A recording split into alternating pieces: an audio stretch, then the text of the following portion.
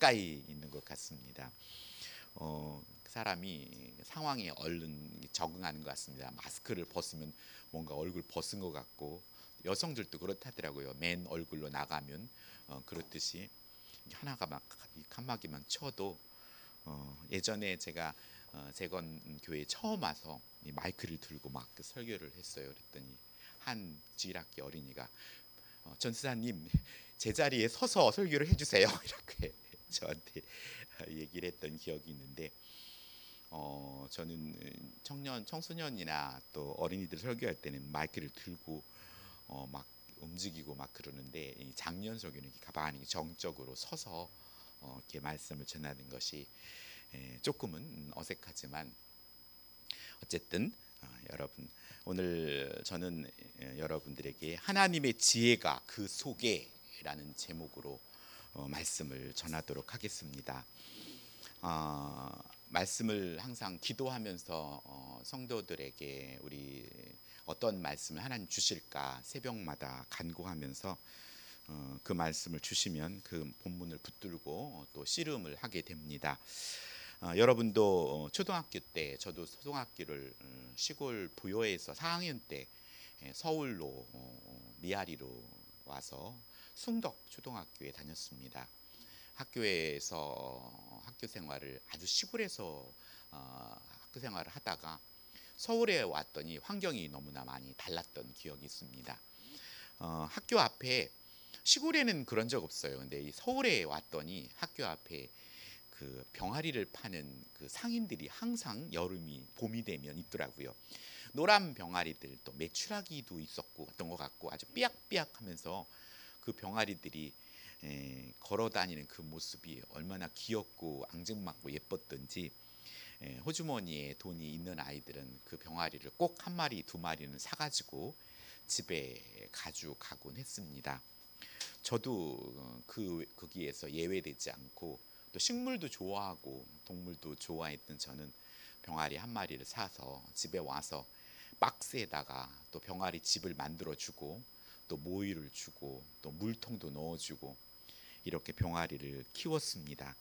키우다가 저녁이 되면 이 병아리가 제 품에 쏙 들어와 가지고 제가 항상 또 안고 누워서 겨드랑이에 눕고 잠자곤 했습니다. 그 병아리도 그렇게 폼에 안겨서 자는 게 좋은지 그냥 그 속에 쏙 앉아가지고 자는 것이 저한테는 되게 낙이었었어요, 어렸을 때. 근데 어느 날 아침에 눈을 떴는데 병아리가 안 보이는 거예요. 그래서 이게 무슨 일이지 하고 섬뜩하게 생각이 들어서 잠자다가 손을 이렇게 더듬었는데 병아리가 제 몸에 깔려서 죽은 거예요.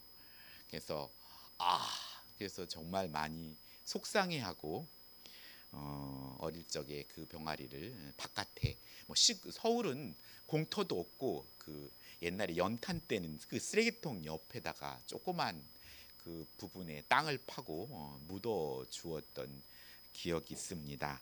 좀 더 작은 병아리를 생각했으면 했던 그런 후회를 한 적이 있습니다. 판결이라는 것도 그렇습니다. 정말 올바른 판결을 내린 건가? 내가 자녀들에게, 때로는 가정과 또 직장에서 어떤 일을 결정할 때 이게 정말 올바른 결정이었는가? 라는 의문이 들 때가 있습니다.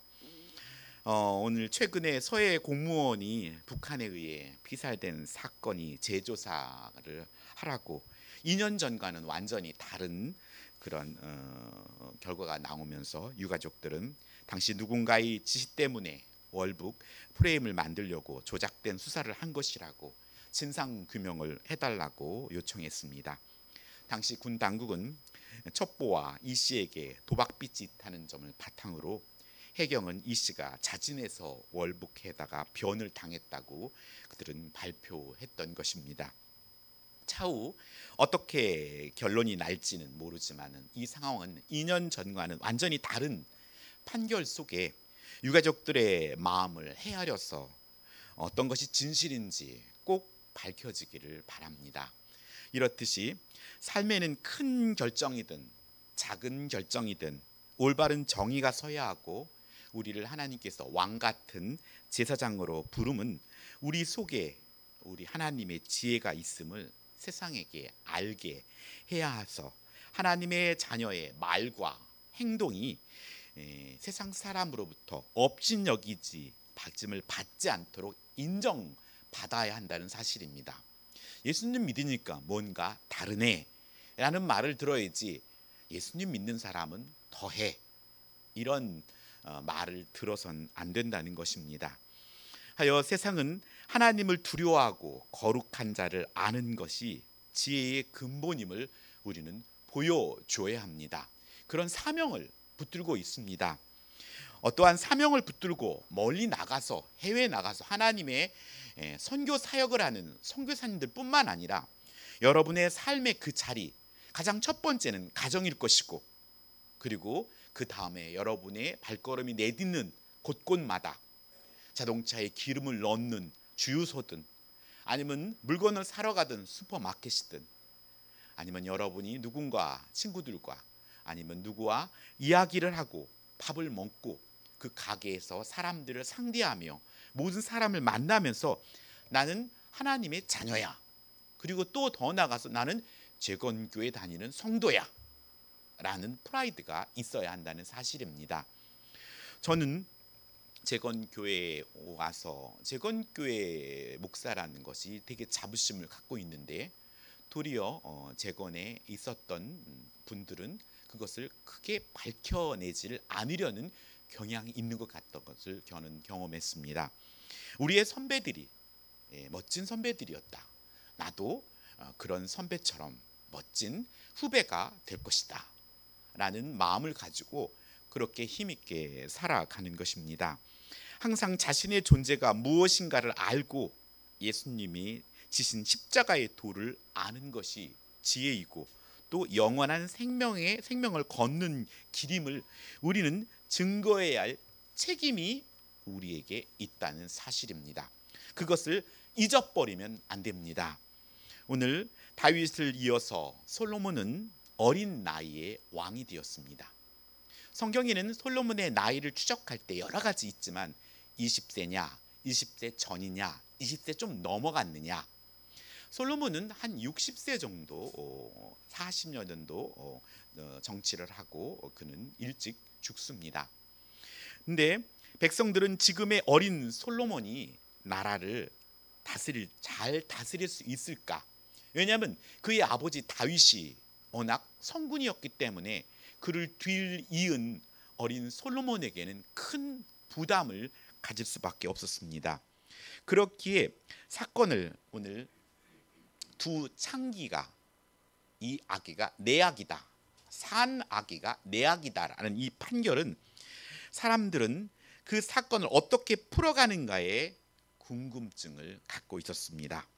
사실 솔로몬의 창기를 재판하는 것이 아니라 이 사건을 통해서 백성들은 솔로몬의 통치 능력을 평가하고 있는 것이라고 해야 옳을 것입니다. 솔로몬이 이 사건을 해결하면 사람들로부터 신뢰를 얻을 수 있습니다. 우리의 신뢰는 어느 순간인가 갑자기 잘 열심히 쌓아도 한순간에 추락할 수 있는 것이 신뢰입니다. 하지만 그 추락한 신뢰를 회복하려면 많은 시간이 필요하기 때문에 인내하면서 기다려야 합니다. 어쩌면 우리 한국 교회는 조국 교회는 믿지 않는 불신자들에게 그런 신뢰감을 많이 잃었을 수 있습니다. 하지만 잃었다면 그건 우리들의 잘못이고 그 신뢰를 회복하기 위해서 좀 더 선으로 악을 이기며 참고 인내하며 기다리고 기다려서 진실로 불신자들로 하여금 우리가 예수님 믿는 그리스도인들을 신뢰를 회복할 의무가 우리에게 있습니다. 솔로몬은 이 문제를 해결하지 못하면 백성들로부터 그러면 그렇지, 그는 너무 어려. 그리고 보통 성경을 보면은 그의 아버지가 잘하면 그의 아들들은 그렇게 선한 모습으로 가지 못했던 것이 대부분의 모습들이었기 때문에 오늘 따라서 나라를 통치가 어려워질 뻔하였습니다. 아마도 두 창녀는 지방 재판을 통하여서 도저히 해결을 받지 못하니까 드디어 왕의 자리까지 오게 된 것입니다. 그렇기에 이스라엘 백성들은 지금 솔로몬의 재판을 주시하고 있습니다. 재판의 중요 목적은 정의가 승리하게 하여야 합니다. 불의가 판을 치면 안 됩니다. 정확하게 정말 어머니를 가려야 하는 너무나 어려운 재판입니다. 정의가 솔로몬을 주시하고 있습니다. 솔로몬은 백성들이 주시하고 있고 또 정의가 주시하고 있는 가운데 산자의 어미를 찾아내야 합니다. 오늘 저는 하나님의 지혜가 그 속에 있음을 보여주기 위해서는 우리말로 쉽게 하나님을 예배해야 하고 하나님과 이웃을 알고 섬겨야 한다는 사실입니다. 하나님께 온전히 예배할 때 우리는 첫 번째로 하나님을 알 수 있는 발을 내딛게 됩니다.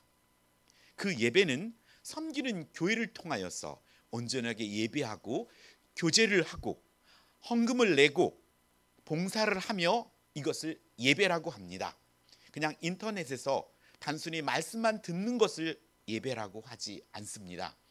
하여서 그렇게 예배함으로 말미암아 하나님을 알 수 있고 또 이웃을 알려는 하나님의 마음을 주신다는 것입니다. 그것이 하나님의 사랑이기 때문입니다. 그 말씀 속에는 하나님을 사랑하고 이웃을 내 몸처럼 사랑하는 그 말씀이 하나님의 뜻이기 때문입니다. 하나님의 말씀을 듣는데 하나님을 사랑하고 이웃을 내 몸처럼 사랑하는 곳으로 가지 않는다면 그건 말씀을 온전히 알았다 할 수 없고 하나님의 뜻을 때로 살아간다 할 수 없다는 뜻입니다. 오늘 두 창녀가 한 집에 살았습니다. 누구의 아이인지 밝히지 않습니다. 그의 아버지가 누구인지. 어쩌면은 그 둘은 알 수 있을지도 모르지만 성경은 밝히지 않습니다. 그리고 그 남편과 함께 살고 있지도 않습니다. 아기를 사흘 간격으로 출산합니다. 둘이 함께 있었는데 둘 외에는 집안에 다른 사람이 없습니다. 그러던 어느 날 한 여자는 아침에 눈을 떴는데 아기 인기척이 없음을 확인합니다. 잠을 자는 줄 알았는데 아기에게서 온기가 없습니다. 순간 모든 상황이 싸하고 숨을 쉬지 않는 아기를 확인합니다. 자신의 부주의로 아기 위에 누워 질식하게 한 것을 그는 깨닫습니다. 실수였으나 아기를 죽게 한 범죄를 저지른 것입니다. 여자는 순간적으로 함께 사는 다른 여자의 산 아기를 생각하고 죽은 아기를 안고 그녀의 방을 기웃거립니다. 그리고 다른 여자가 잠든 것을 확인하고 숨죽여서 그의 품에 있는 아기를 꺼내놓고 자신의 죽은 아기를 그 품속에 놓고 산 아기를 데리고 자기 방으로 갑니다. 그가 그 상황 속에서 잠을 잤는지 안 잤는지는 알 수 없지만 숨죽여서 아마 산 아기를 데려와서 그 다음 날에 일어날 일들을 대응하며 아마 마음속으로 준비했을 것입니다. 분명히 옆방에 있는 여자는 아기가 죽었다고 하고 울부짖으며 상황이 전개될 것을 그는 알고 있었기 때문입니다. 그렇다면 이 여인은 아기를 죽게 한 여인은 무엇을 잘못한 것입니까? 어떻게 아기 위에 누워 아기를 죽게 한단 말입니까? 여기서 그들의 직업이 또한 중요합니다. 그들은 창녀였습니다. 호세아에서는 우상 숭배와 방탕한 생활 가운데 빠져있는 이스라엘을 창녀로 비유하고 있습니다. 그런 의미에서 우리의 모습들도 온전하게 하나님이 아닌 다른 것들을 추구하고 또 욕심내고 또 양다리를 거칠 때가 있다면 그런 의미에서 우리들도 창녀의 모습에서 자유로울 수 없습니다. 두 여자에게 아기를 출산한 것입니다. 오늘 구약은 자녀의 출산은 하나님의 복과 연결시키고 있습니다. 신약에서는 자녀의 개념이 자기가 낳은 자녀만이 아니라 믿음의 자녀를 얻어 복의 기념으로 바뀜을 볼 수 있습니다. 하여서 내 몸으로 낳은 자녀만이 아니라 신약은 예수님을 믿는 자들이 내 어머니요 내 가족이라고 말하였듯이 오늘 우리들의 삶 가운데 이 가족의 범위는 신약에 와서 넓어졌다는 것입니다. 자녀를 하나님이 주신 복이라 여겼다면 자녀의 출산과 더불어 부모는 자녀를 하나님이 기뻐하는 자로 양육할 책임이 있는 것이고, 교회는 예수님을 믿는 영적 자녀의 양육을 책임질 책임이 있습니다. 온 가정이 자녀가 출산하면 자녀에게 집중합니다. 조용히 해. 그리고 위험한 것들이나 어려운 것들은 치우고, 또 어머니는 자녀를 위해서 태교를 하고, 또 자녀를 출산하면 아기가 좋아하는 것들을, 아기에 필요한 물건들을 사고, 또 그렇게 온 가정이 이제 새로운 아기를 중심으로 모든 것이 구성되기 시작한다는 것입니다. 그렇듯이 교회도 새로운 영혼을 받아들일 준비를 해야 합니다. 만약에 우리 교회에 새로운 아기, 영적인 아기, 70을 먹었든 80을 먹었든 그 분은 새로운 영혼이라면 영적 아기입니다.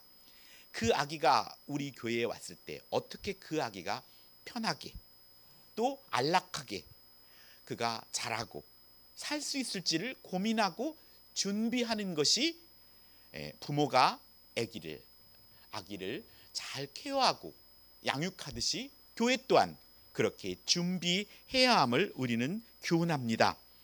그녀가 창녀로서 예전에 했던 습관처럼 술을 먹고 또 어떤 삶을 살았는지 보다는 이제 아이의 어머니가 되어서 어머니로 준비를 했는가입니다. 과연 아기 위에 누워서 아기를 압사하고 지식했던 그 여인은 아기를 중심으로 하나님 주신 그 복을 중심으로 그의 삶의 패턴이 바뀌었는가 안 바뀌었는가, 그것이 중요합니다. 그녀에겐 잠버릇이 있었다면 그 잠버릇이 작은 아이에게 위험할 수 있음을 알고 대비를 했어야 했다는 것입니다. 오늘 그녀의 변화되지 않음이 아들을 죽게 하였습니다. 저는 예전에 시골에서 저희 아버지가 동물들이 새끼를 낳으면 거기에 작은 전등불을 달아주는 것을 보았습니다. 그렇듯이 새로운 생명과 새로운 생명을 위해서 뭔가 준비를 하고 또 미리 예상되는 것들을 우리가 미리 점검하고 대비하는 것, 그것은 지혜로운 행동입니다. 오늘 잠언 9장 10절로 11절에는 여호와를 경외하는 것이 지혜의 근본이요 거룩한 자를 아는 것이 명철이라. 지혜로 말미암아 내 날이 많아질 것이요 내 생명의 해가 더하리라 라고 말씀합니다. 솔로몬은 하나님을 경외함으로 1000번제를 드려 하나님의 마음에 드는 지혜를 구하였고 하나님으로부터 그 지혜를 받았습니다. 솔로몬은 하나님께 듣는 마음을 주사 주의 백성을 재판하여서 선악을 분별할 수 있기를 구했습니다. 6월은 호국 보훈의 달입니다. 오늘 우리들의 범위가 우리의 가족을 넘어서 우리 교회 또 조국교회 이 대한민국을 위해서 오늘 우리는 여러분의 직업과 여러분의 달란트를 통해서 하나님께 영광을 돌릴 수 있기를 바랍니다. 내가 하는 일이 나라를 좀먹고 또 나라를 힘들게 하는 일이 아니라 뭔가 나라를 위해서, 조국 교회를 위해서, 또 재건 교회를 위해서, 우리 재건 남서울 교회를 위해서 우리가 할 수 있는 일이 무엇인지 우리는 그런 위치에 있음을 알고 우리는 행동해야 합니다. 저수지의 문이 열려야 물이 흐르는 것처럼 하나님께서 지혜를 주셔야 지혜를 얻을 수 있습니다. 하여 하나님을 경외함의 첫째가 사모함으로 예배의 자리를 지켜야 합니다. 우리는 예배를 통해 지혜를 얻고 하나님을 아는 것이 명철이며 지혜로 내 날이 많아지고 내 생명이 더해진다고 성경은 분명히 약속했습니다. 이 약속의 말씀을 붙들고 지키는 자에게 그 약속이 성취된다는 사실입니다. 그 말씀은 말씀이고 삶은 삶이고 그것은 온전한 하나님의 자녀의 모습이 아닙니다. 오늘 다니엘은 하나님께 예배자로 살았고 또는 오래도록 형통한 사람으로 산 대표적인 인물입니다. 그 지혜로 야고보서 3장 13절에는 너희 중에 지혜와 총명이 있는 자가 누구냐? 그는 선행으로 말미암아 지혜의 온유함으로 그 행함을 보일지라 라고 말합니다. 지혜가 있다면 그 지혜를 가지고 이제 베풀고 보여야 한다는 뜻입니다. 지혜를 이웃에게 보이려면 이웃을 알아야 섬길 수 있고 또 보일 수 있습니다. 하여 하나님을 알기 위해 우리는 말씀을 듣고 보고 읽고 때로는 암송해야 합니다. 하나님의 말씀을 여러분의 가장 가까이 곁에 있어야 한다는 것입니다. 손을 뻗으면 성경 하여서 하나님의 말씀을 가까이 하길 바랍니다. 우리 교회는 성경 쓰기가 다음 주 돌아오는 주가 마감입니다. 2분 내셨습니다. 저도 아직 조금 덜 써서 아직 못 냈는데 일주기간 쓸 수 있습니다. 하나님 말씀을 쓰십시오. 읽으십시오. 그리고 매일 새벽마다 새벽에 말씀이 영상에 올라오지 않습니까? 현장에 나오지 못한다 하더라도 들으시고 또 그 말씀의 본문을 가지고 묵상하십시오. 하나님의 말씀이 지혜와 지식의 근본이라고 성경은 분명히 말씀하고 있습니다. 그리하여서 이웃을 알기 위해서 우리는 관심을 가지고 교제하기 바랍니다. 혼자 있으면 편할 수 있습니다. 하지만 여럿이 모이면 그 사람 이야기도 들어줘야 하고 때로는 내 호주머니에서 돈이 나가야 하기도 하고 하지만 그것이 예배입니다. 예배는 교제를 포함한 것이 예배입니다. 그런 의미에서 온라인 예배는 온전한 교제를 할 수가 없습니다. 하여 현장에 나와서 같이 밥을 먹고 같이 이야기를 하고 같이 순모임도 하고 같이 교제를 해야 합니다. 그런 가운데 오늘 우리는 하나님이 원하시는 모습으로 빚어지고 만들어지게 됩니다. 하여 부모를, 부부간에 또 자녀를 이웃에게 선행으로 지혜의 온유함으로 그 행함을 보일 수 있도록 하나님께 지혜를 구하시기 바랍니다. 지금까지 했던 것이 옳은 것이 아니라 하나님께 나아감으로 더 올바른 성숙한 모습을 보여주고 그런 관계를 회복해 나가시기 바랍니다. 지금까지 그랬으니 앞으로도 그럴 것이야가 아니라 여러분에게 주어진 하루하루가 날로 새로운 모습으로 변화되는 것, 그것이 하나님께 드려지는 찬양입니다. 입술로 세 곡만을 찬양하는 것이 찬양이 아니고 악기를 연주하여 능수능란하게 찬양하는 것이 찬양이 아니고 삶으로 내 언어가 어제보다 더 온유해지고 어제보다 더 아름다운 입술로 내 입에서 나오고 내 선행과 삶이 어제보다 나은 것, 그것이 하나님이 기뻐 받으시는 온전한 찬양이 됩니다. 그런 삶을 살아가길 애쓰는 가운데 그 입술을 통해서 그 손끝을 통해서 나오는 그 찬양이 하나님이 기뻐 받으시는 찬양이 됩니다. 오늘 두 번째, 하나님의 지혜가 그 속에 있음을 보이기 위해서는 소유에 집착하기보다 소유로 생명을 사랑해야 함을 말씀하고 있습니다.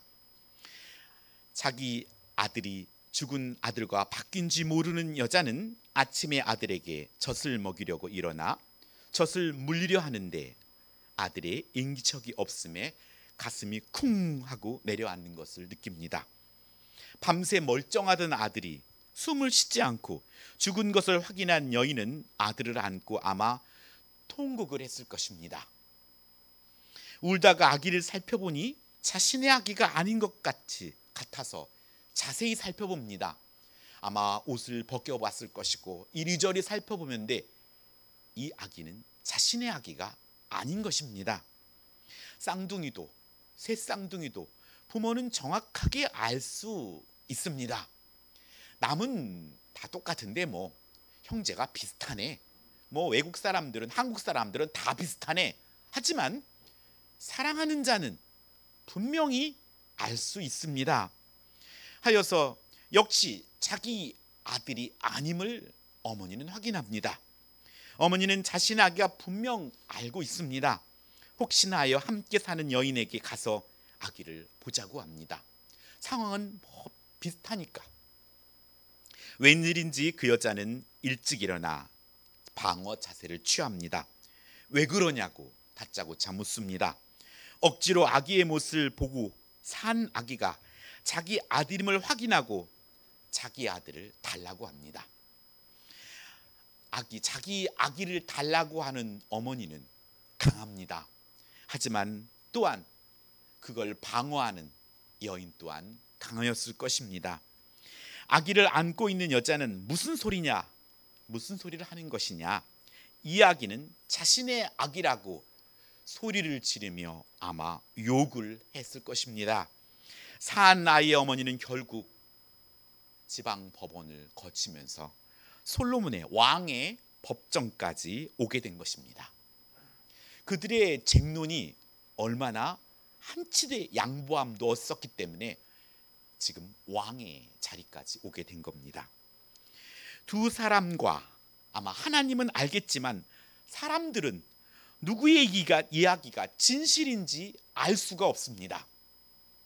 아기를 죽게 한 여인이 아기를 사랑의 대상으로가 아니라 소유로 보는 것은 아기의 죽음 앞에 자신의 잘못을 안타까워하고 자기를 위한 슬픔보다, 아기를 위한 슬픔보다 함께 사는 동료의 아기와 바꾸는 행위입니다. 오늘 이웃의 아픔도 생각하지 못하고 무조건 자신이 잃어버린 것을 채우려는 이기적인 모습입니다. 그만큼 아기를 죽게 한 여인은 죽은 아이와 깊은 유대 관계가 되어 있지 않았다는 것을 반증하고 있습니다. 그 아이와 깊은 유대 관계를 가졌는데 어쩌다 정말 실수로 아기를 죽게 했다면 아마 그 어머니는 그 아기를 부둥켜 잡고 자신의 실수에 대하여 눈물을 흘리며 차라리 내가 죽어야 할 것을 하며 아마 눈물로 통곡했을 것입니다. 하지만 그 여인은 냅다 옆집에 있는 아기와 아기를 바꾸어 버립니다. 이것은 그 여인은 자신의 아기와 친밀한 사랑의 관계로 유대 관계를 맺지 못했음을 말해주고 있습니다. 아기를 물건과 소유로 생각했지 그 아기의 마음을 헤아리려 애쓰고 그 아기의 울음소리 속에 이야기를 들으려 애쓰지 않았고 자신의 사랑하는 마음을 아기에게 전하려고 애쓰지 않았다는 사실입니다. 하여 아기는 물건이었고 망가지면 또 부서지면 새 것과 바꾸면 교체하면 되는 것이라 생각했던 것입니다. 이것이 바로 상실된, 인간성이 상실된 우리들의 모습일 수 있습니다. 뉴스를 보면 많은 살인 사건들이 나옵니다. 요즘에는 가정에서도, 가정 안에서도 많은 사건 사고가 나옵니다. 정말로 그 생명을 존중해야 하고 하나님께서 주신 생명이라고 여긴다면 우리는 그 생명을 귀하게 여길 것이며 우리에게 주어졌던 소유와 이것을 가지고 그를 섬기려고 애쓰지만 이 세상은 뒤바뀌어 버리고 말았습니다. 자신의 이권을 위해서 얼마든지 이웃을 밟고 나가지만 오늘 예수님을 믿는 우리들은 이웃에게 우리가 갖고 있는 힘과 능력과 지혜를 가지고 그들이 하나님께로 나아가는 디딤돌의 역할을 감당해야 한다는 것입니다. 누군가 내 등을 밟으면 나는 무게감을 느낄 것이고 힘들겠지만 그것이 하나님이 기뻐하는 귀한 일이라는 사실입니다. 그것이 헌신입니다. 그것이 헌물입니다. 오늘 세상은 소유 때문에 하나님의 형상을 닮은 인간들을 죽이는 일을 서슴지 않습니다. 다윗이 우리아의 장군인 아내 밧세바를 취하고 또 우리아 장군을 최전방으로 보내 죽게 할 때 사람들은 몰랐습니다. 하지만 하나님은 알고 있었습니다. 다윗도 믿음의 사람입니다. 하지만 하나님이 지키시고 하나님이 함께 하시지 않으면 믿음의 사람도 그렇게 쉽게 넘어질 수 있습니다. 다윗이 하나님 원하시는 것이 상한 심령이라는 것을 말한 것은 우리는 하나님이 간섭하지 않으면 죄를 지을 수밖에 없는 연약한 인간임을 우리는 깨닫고 매 순간 하나님 앞에 납작 엎드려야 함을 말하고 있습니다. 솔로몬의 어머니 밧세바는 남편 우리아를 두고 다윗과 부적절한 관계를 통해서 낳은 아기를 하나님께서 데려가셨습니다. 그는 일찍이 아기를 소중하게 여겼지만 어쩔 수 없이 하나님께서 데려갈 수밖에 없었습니다. 아기를 잃은 부모의 마음을 밧세바는 너무나 잘 알고 있었기에 아마 솔로몬을 말씀으로 사랑으로 키웠을 것입니다. 그렇기 때문에 솔로몬은 어머니의 마음을 압니다.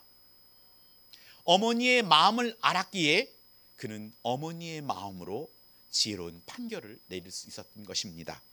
그래서 오늘 우리들은 우리의 신앙생활이 우리의 자녀들과 다음 세대들이 왜 이 말씀을 믿지 못하고 왜 바르게 크지 못할까?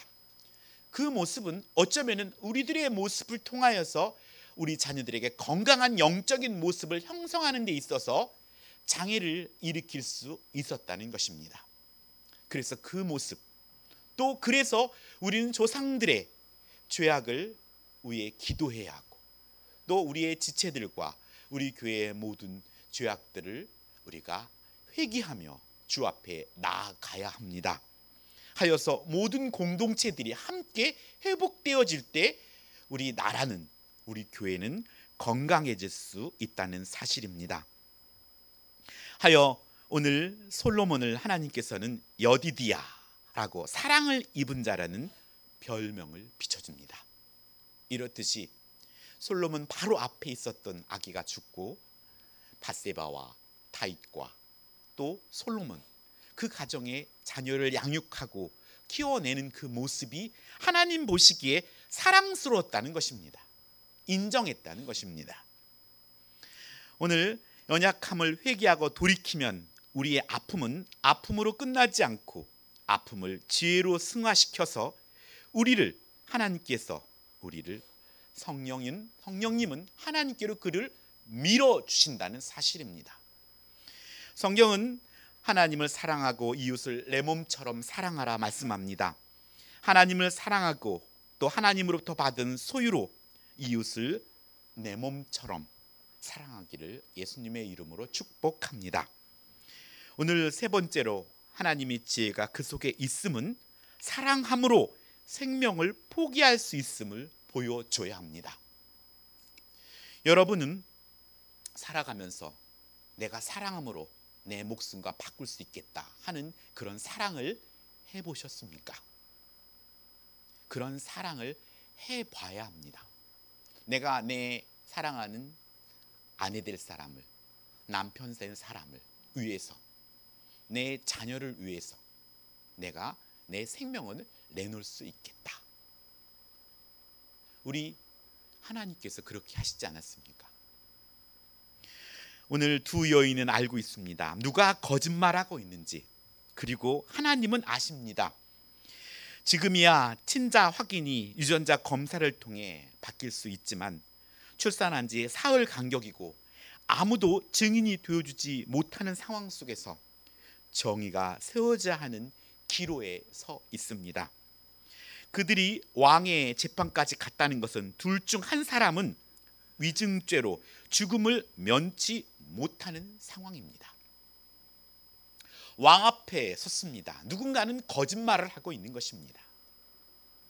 두 여인의 상황은 절대로 물러설 수 없는 막다른 골목에 서 있습니다. 아기가 친아들이 누군가의 하나를 분별해야 하지만 또 하나는 자기네 목숨을 내어놓고 지금 판결을 기다리고 있는 것입니다. 두 여인의 상황은 절대로 물러설 수 없는 상황 속에 솔로몬의 판결로 이스라엘의 정의가 바로 설 수 있을지 백성들은 지켜보고 있습니다. 그렇듯이 세상의 많은 사람들은 교회를 지켜보고 있고 또 영등포에 지금 종탑에 십자가가 달고 있는 재건 남솔교를 지켜보고 있습니다. 그리고 하나님의 자녀인 우리를 지켜보고 있습니다. 그 지켜보는 것이 불편한 것이 아니라 영광스러운 것입니다. 영광스럽게 느껴질 때 우리는 그 불편함을 감내할 수 있다는 것입니다. 솔로몬은 앞에서 쟁론하는 두 여자 앞에 솔로몬은 입을 엽니다. 칼을 가져오라. 칼을 가져오라. 두 여인과 이스라엘 백성들은 이게 무슨 상황인가 했을 것입니다. 무슨 일이지? 웬 칼을? 여기에 칼이 필요한가? 솔로몬은 산 아이를 둘로 나누어서 반은 이 여자에게 주고 반은 저 여자에게 주라고 명령합니다.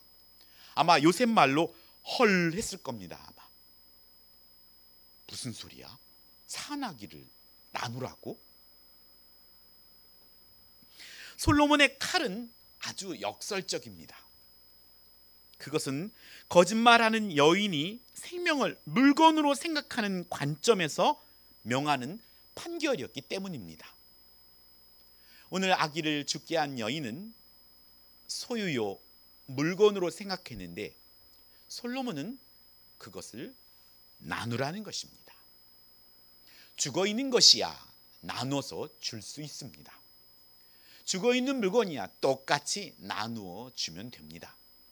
하지만 아기는 살아 있는 것입니다. 오늘 그렇게 하면 아기는 죽습니다. 더 이상 누군가와 관계를 맺고 살아갈 수가 없다는 것입니다. 죽는다는 것은 관계를 맺을 수 없다는 것입니다. 우리가 예수님을 믿지 않고 죽는다는 것은 하나님과 관계가 영원히 단절되는 지옥에 빠진다는 사실입니다. 이 땅에서도 그래서 예수를 믿지 않는 것은 벌써 죽었다는 것입니다. 왜? 하나님과 관계를 맺고 있지 않기 때문에.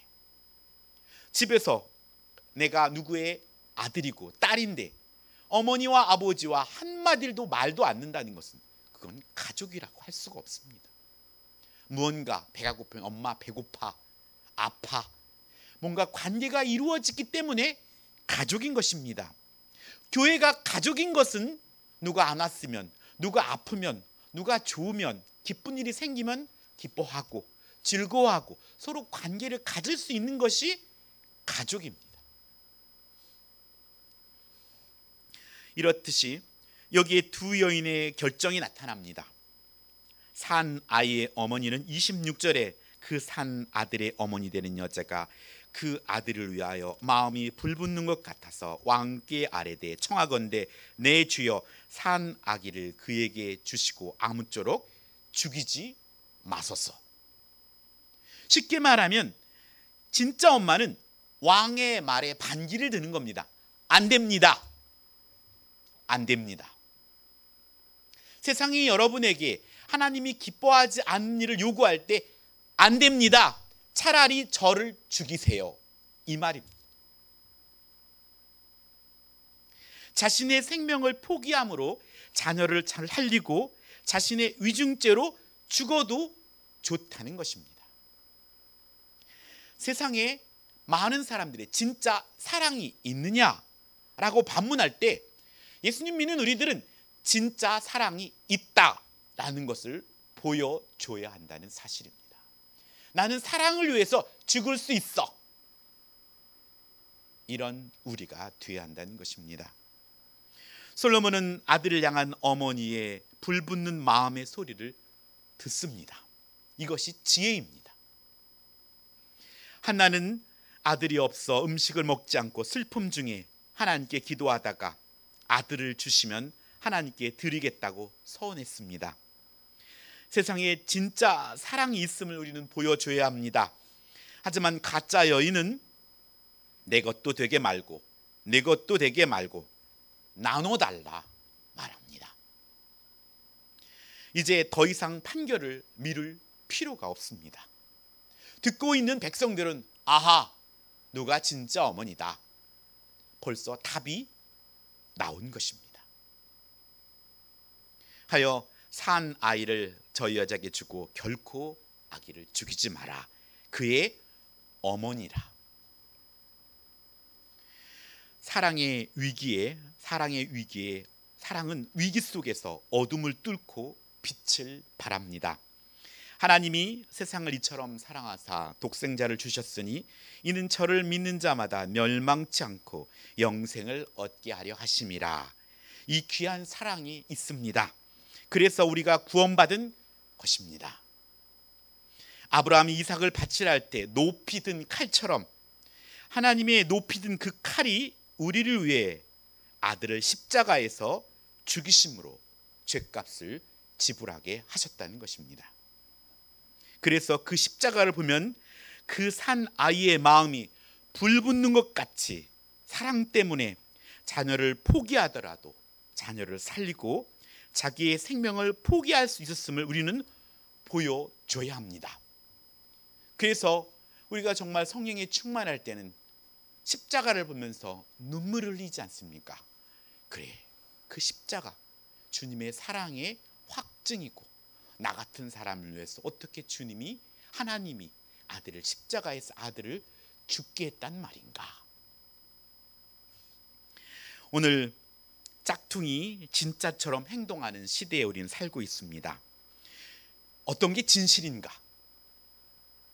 가짜를 가지고 진짜처럼 행세하고 있진 않은가?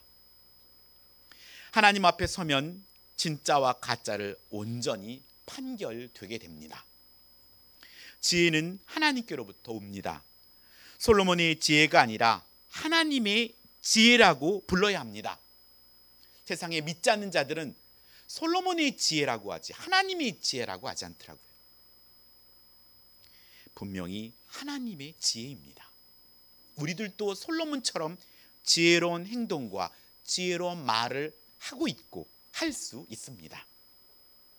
그가 솔로몬이 지혜로웠을 때는 하나님을 경외하고 또 하나님을 알고 이웃을 선을 행하고자 할 때 그는 지혜로웠고, 소유에 집착하지 않고 소유로 생명을 사랑할 때 솔로몬은 지혜로웠으며, 사랑함으로 자신의 생명을 포기할 수 있는 어머니의 마음의 소리를 들을 수 있을 때 그는 지혜로울 수 있었습니다. 오늘 여러분의 각자에게 주시는 감동을 하나님의 실천함으로 하나님의 지혜를 받고 살아가기를 축원합니다. 오늘 우리 하나님의 자녀들은 분명하게 하나님으로부터 그 지혜를 받을 수 있고 또 하나님께 구함으로 말미암아 받을 수 있다는 사실입니다. 오늘 솔로몬의 판결에 오늘 온 이스라엘이 왕을 심리하고 하여 판결함을 듣고 왕을 두려워하였으니 이는 하나님의 지혜가 저 속에 있어 판결함을 봄이더라 라고 말합니다. 우리의 언어를 통해서 우리의 행동을 통해서 믿는 자들이, 믿음이 연약한 자들이, 불신자들이 하나님의 지혜를 볼 수 있어야 합니다. 하나님의 지혜 있는 사람은 하나님의 지혜가 있는 사람은 사람들이 두려워하게 됩니다. 한 주간도 하나님의 지혜를 구하고 하나님의 지혜로 살아서 하나님의 지혜가 우리 속에 있음을 세상에 보여주고 그들로 두려워하게 하고 또 그들로 놀라게 하기를 예수님의 이름으로 축복합니다. 기도하겠습니다. 하나님 아버지 감사드립니다. 우리는 두 창기와 같이 때로는 하나님 앞에 이것도 저것도 여러 가지 어려운 상황 속에 있지만 오늘 창기가 새로운 생명을 잉태하고 아기를 가졌던 것처럼 오늘 우리에게 새로운 변화와 또 기회를 주신 하나님께 감사하며 하나님 두 여인의 삶이 달랐듯이 오늘 우리에게도 하나님의 지혜를 구함으로 말미암아 하나님이 기뻐하는 모습으로 변화하며 또 이 땅의 사람들에게 새로운 언어, 새로운 말, 새로운 행동을 그 하나님의 지혜를 나타나 보일 수 있도록 아버지 도와주시옵고 하여 세상이 우리의 변화된 모습을 보고 놀랍고 또 하나님이 그 속에 있음을 통하여서 두려워하는 그런 존재로 살아갈 수 있도록 아버지 하나님 도와주시옵소서. 우리가 세상을 두려워하는 것이 아니라 세상이 우리와 함께 하신 하나님을 두려워할 수 있음을 나타내고 보여줄 수 있는 삶을 살아낼 수 있도록 아버지 한 주간도 승리하게 해 주옵소서. 감사드리며 예수님의 이름으로 기도드립니다. 아멘.